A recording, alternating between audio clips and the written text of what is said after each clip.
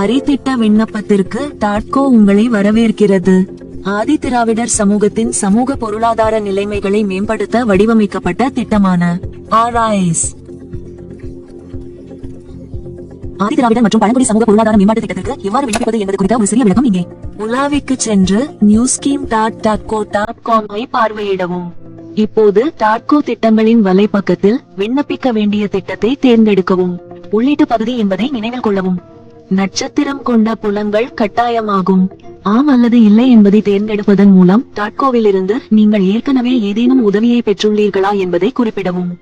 பின்னர் உங்கள் தனிப்பட்ட விவரங்களை உள்ளிடவும். உங்கள் தனிப்பட்ட விவரங்களை உள்ளிட்ட பிறகு திட்ட நன்மை பிரிவுக்கு கீழே உருட்டவும். நீங்கள் தேர்ந்தெடுத்த சமூகத்தின் அடிப்படையில் கிடைக்கக்கூடிய மானிய சதவீதம் மற்றும் தொகை காட்டப்படும். தொடர பொத்தானை கிளிக் செய்யவும். உங்கள் தகுதியை உறுதிப்படுத்த கீழே உருட்டவும். கீழே உள்ள தேர்வு பெட்டியை தேர்வு செய்து தேவையான ஆவணங்கள் உங்களிடம் இருப்பதை உறுதி செய்யவும்.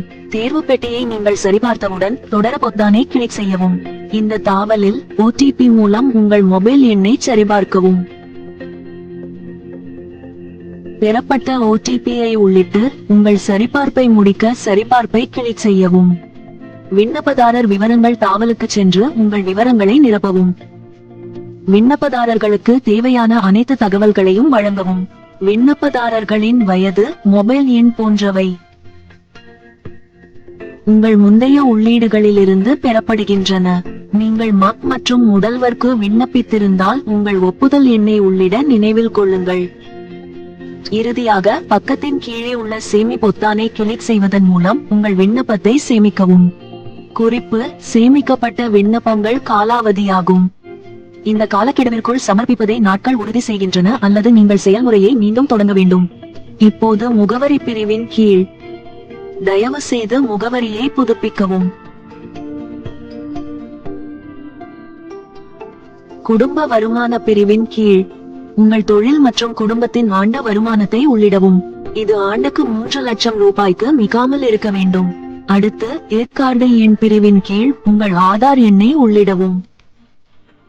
மற்றும் வர்த்தக விவரங்கள் பிரிவில் உள்ள பிற விவரங்கள். உங்கள் வர்த்தக வகை,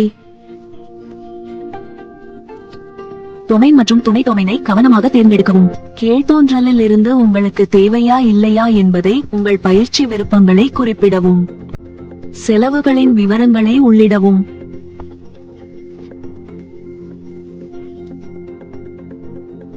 இயந்திரங்கள், மூலப்பொருட்கள் மற்றும் ஒட்டுமொத்த திட்டத்தின் நிதி மூலத்தில் செலவு, பயனர் மானிய தொகை, கடன் தொகை மற்றும் பயனாளி பங்களிப்பை பார்க்க முடியும். தானாகவே பெறப்படுகின்றன. திட்ட செலவு பிரிவில் நீங்கள் கொடுத்த அளவுருக்களிலிருந்து 0.10 லட்சம் ரூபாய் வரையிலான திட்ட செலவுக்கு மானிய சதவீதத்தில் 35 விழுக்காடு வழங்கப்படும். ரூ.10 லட்சத்திற்கு மேல் திட்ட செலவு 30 பைசா 5000 மானியம் நிலையானது. தொகை பின்னர் ஒதுக்கப்படும். மீதமுள்ள தொகை வங்கிக் கணக்கு விவரங்கள் பிரிவின் கீழ் கடன் எண்ணியாக கருதப்படும். தேர்ந்தெடுக்கப்பட்ட கிளை முகவரியிலிருந்து விண்ணப்பதாரரின் வங்கி விவரங்களை புதுப்பிக்கவும். மேற்கோள் தகவலுக்கான குறியீடு தானாக பெறப்பட்டால் தொகை, நிறுவனத்தின் பெயர், GST எண்ணை உள்ளிடவும். மேற்கோள் தகவலின் அடிப்படையில் மேற்கோள் கோப்பை பதிவேற்றுவது கட்டாயமாகும்.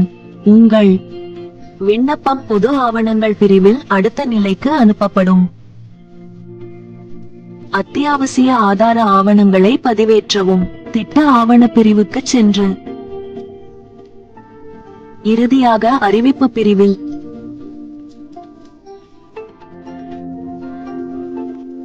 தேர்வு பெட்டியை சரிபார்த்து விதிமுறைகள் மற்றும் நிபந்தனைகளுக்கு உங்கள் உடன்பாட்டை உறுதிப்படுத்தவும்.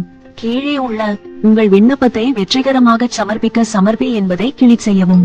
அரிசுக்கு உங்கள் வெற்றிகரமான சமர்ப்பிப்புக்கு நன்றி. உங்கள் நிதி பயணம் சில நிமிடங்களில் தொடங்குகிறது.